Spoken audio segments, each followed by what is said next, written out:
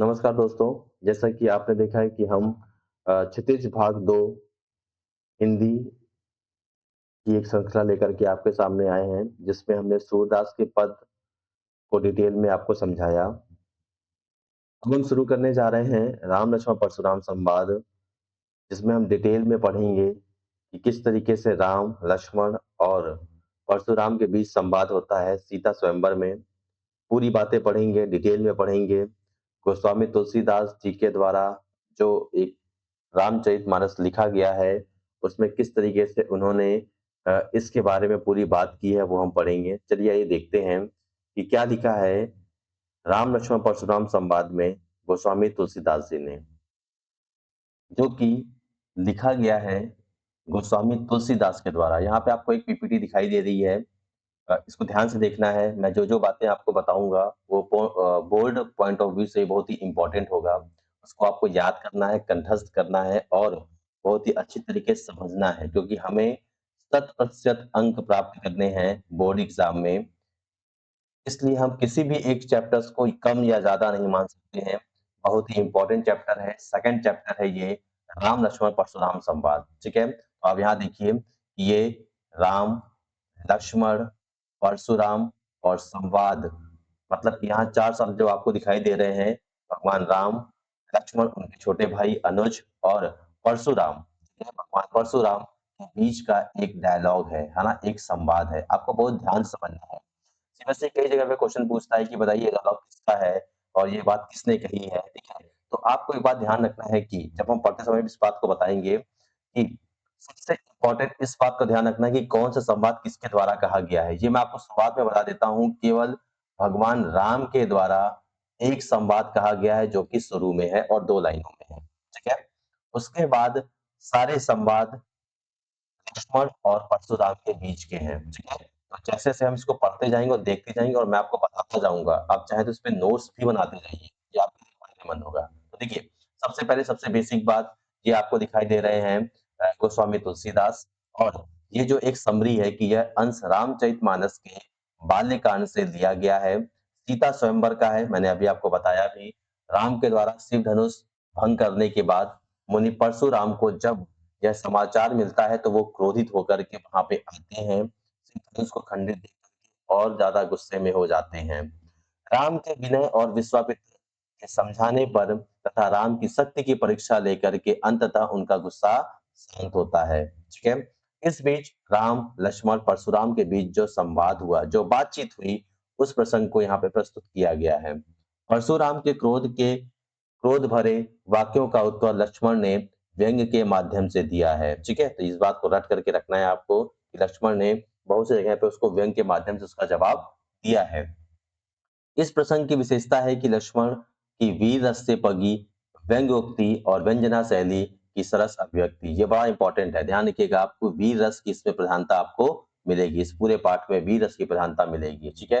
तो ये आप कुछ चित्र यहाँ पे देख सकते हैं, कुछ बातें आप यहाँ पे देख सकते हैं, उससे आपको समझ में आ जाएगा कि क्या वाक़ई में क्या चीज़ें हुई। जैसे देखिए, मैं कुछ आपको पहले थोड़ा-सा एक बैकग्राउंड बता देता हूँ, थोड़ा समझने में आपको आसानी होगी।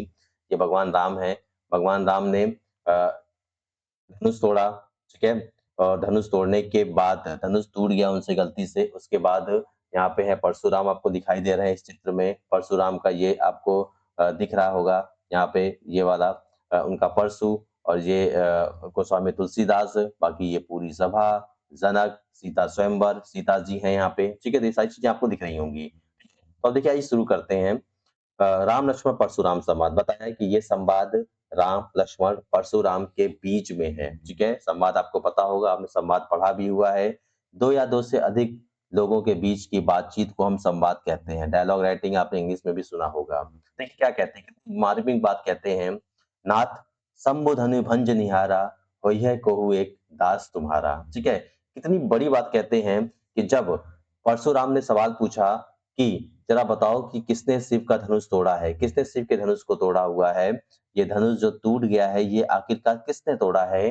तो भगवान राम हाथ जोड़ करके कहते हैं कि प्रभु, नाथ, शंभुधनि भंज निहारा, जिसने भी शिव का धनुष तोड़ा है, वो आपका ही कोई दास होगा। तो आपको इस बात को रट लेना है, समझ लेना है कि भगवान राम ने खुद को दास बोला है परशुराम के सामने। ठीक है, तो ये लाइन किसकी हो गई? भगवान राम की है। ठीक है, कि राम ने कहा कि प्रभु जिसने भी शिव का धनुष तोड़ा है, देखिए शंभुधनु शिव का धनुष, भंजनिहारा तोड़ने वाला, होगा कोई एक दास तुम्हारा, आपका ही कोई एक दास होगा जिसने शिव का धनुष तोड़ा है। ठीक है, तो भगवान राम ने क्या बोला कि आपका ही कोई एक दास होगा जिसने शिव का धनुष तोड़ा है।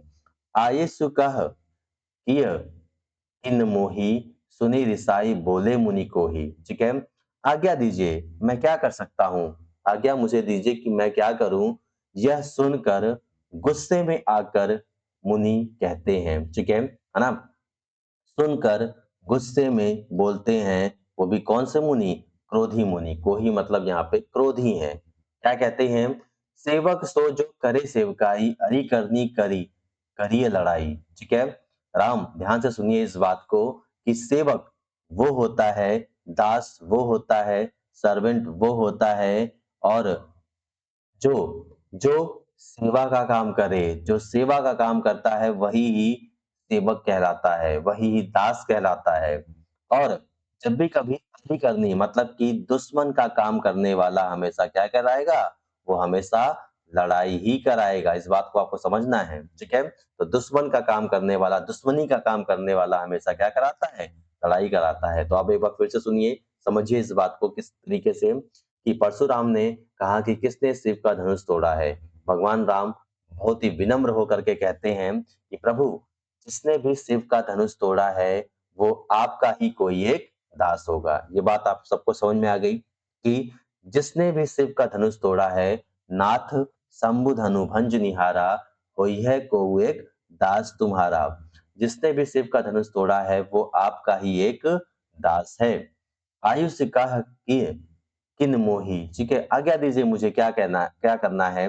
यह सुनकर गुस्से में आकर के क्रोधी मुनि कहते हैं, सेवक वो होता है जो सेवा का काम करता है, जिसने भी दुश्मनी का काम किया है, अरी करनी दुश्मन जैसा काम करने वाला हमेशा क्या कराता है? क्या कराता है? वो हमेशा लड़ाई कराता है। ठीक है, उसके बाद देखिए आगे, सुनहु राम जहि शिव धनु तोरा, सहस बाहु सम सो रिपु मोरा। अब देखिए यहाँ पे कुछ कुछ अलंकार भी है, वो सब भी आपको पढ़ते जाना है। ठीक है, जैसे यहाँ पे अनुप्रास अलंकार है, क्या पता पूछ लिया उन्होंने। ठीक है ना, यहाँ पे लिखा हुआ है आपका सम लिखा हुआ है, कौन सा अलंकार होगा? उपमा अलंकार होगा। ठीक है, तो ये सब चीजें आपको पढ़ते जानी है।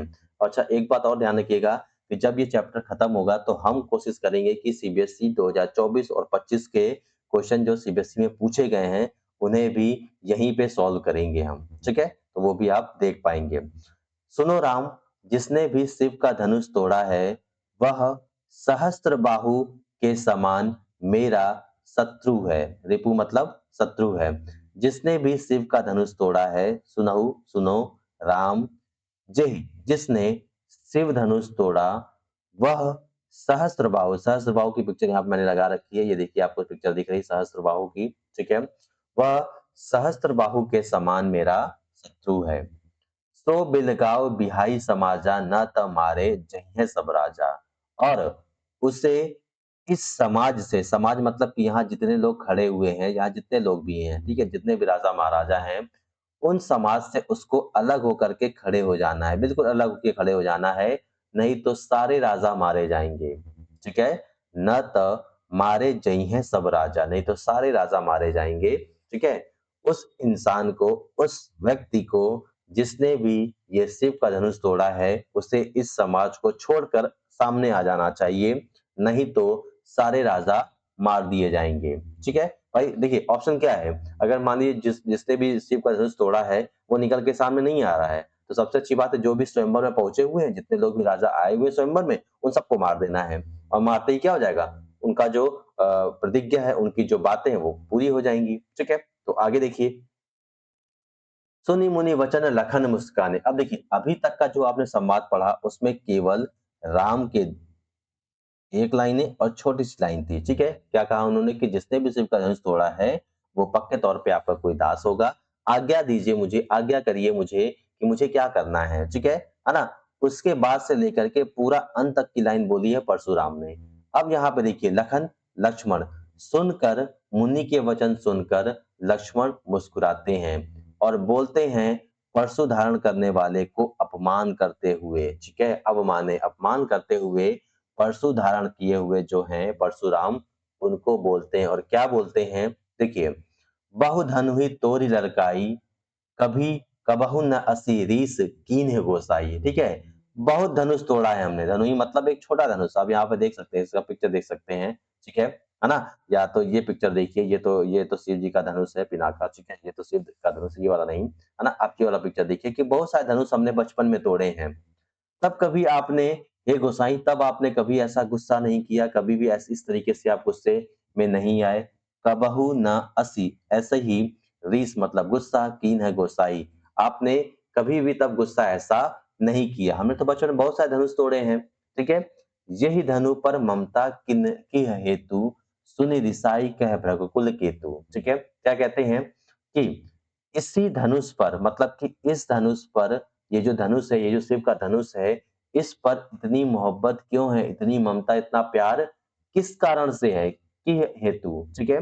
किस कारण से इस धनुष पर इतनी ममता है, यह सुनकर फिर परशुराम बोलते हैं, क्या बोलते हैं? "सुनि रिसाई कह भृगुकुल केतु", भृगु के कुल के चंद्रमा, ठीक है? परशुराम क्या बोलते हैं?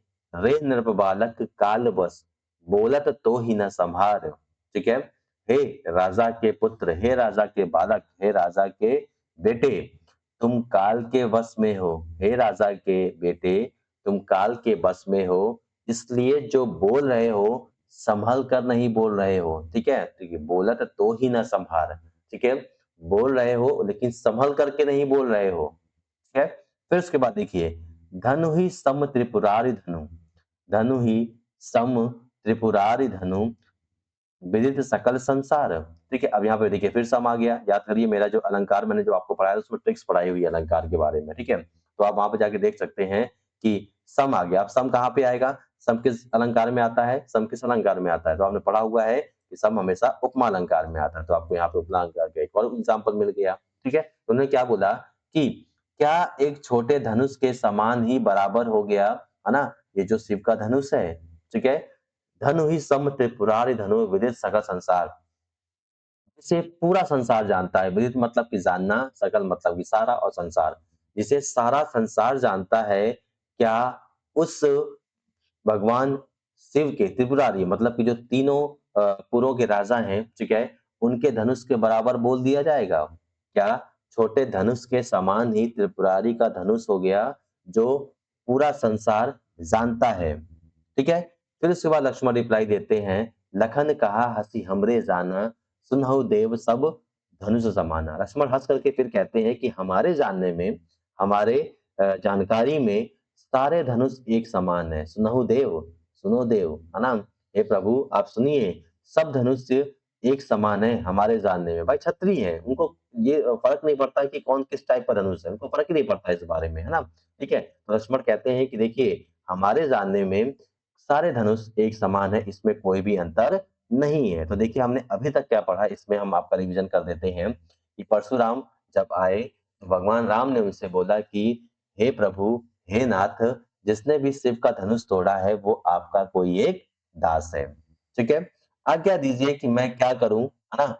यह सुन करके गुस्से में आकर के क्रोधी मुनि बोलते हैं, सुनो राम, जिसने भी जिसने जो भी सेवक होता है वो सेवा का काम करता है और दुश्मनी का काम करने वाला हमेशा लड़ाई करता है। ठीक है? तो इस बात को समझ लीजिए फिर से एक बार, है ना? कि जो भी अ, सेवक होता है वो सेवा का काम करता है क्योंकि भगवान राम ने अभी अपने आप को दास बोला है, तो उन्होंने बोला कि देखो जो सेवा का काम करता है, वो सेवक कहलाता है और जो दुश्मनी का काम करता है उससे के तौर पे लड़ाई बढ़ती है। ठीक है?